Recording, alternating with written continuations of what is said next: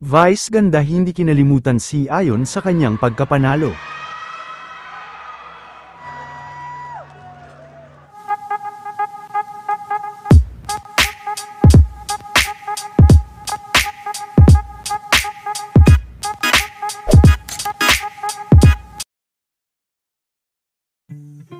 Nakatapos na nga kagabi, ang gabi ng parangal ng Metro Manila Film Festival, at sa kanilang awarding, ay hindi na nabigo si Vice at ang The Breadwinner is dahil nakatanggap ito ng Gender Sensitivity Award.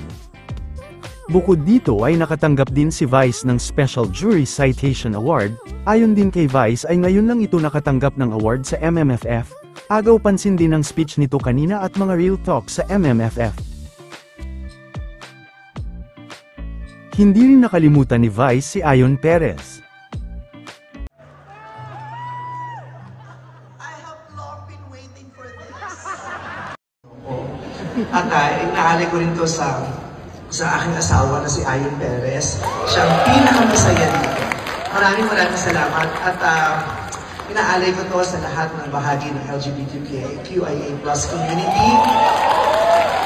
Para sa ating lahat to, maraming salamat sa Metro Manila Film Festival at kinikilala niyo ako at ang kakayahan ko, isang baklang performer. Maraming salamat.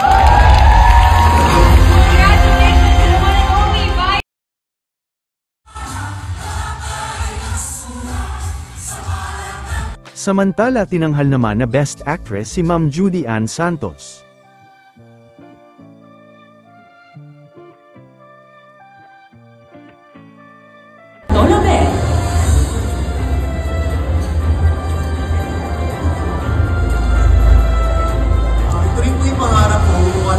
Ang manalo ng Gender Sensitivity Award.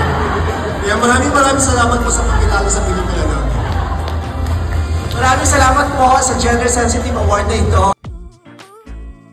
Masaya po ako at ang LGBTQIA+ community dahil nakapagpakita tayo ng isang mukha ng ating komunidad na makapagpapabukas lalo ng lalong pangunawa at pagmamahal sa lipunan. Maraming salamat.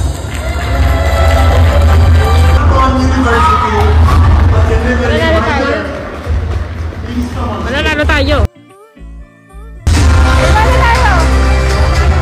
Hindi na yan.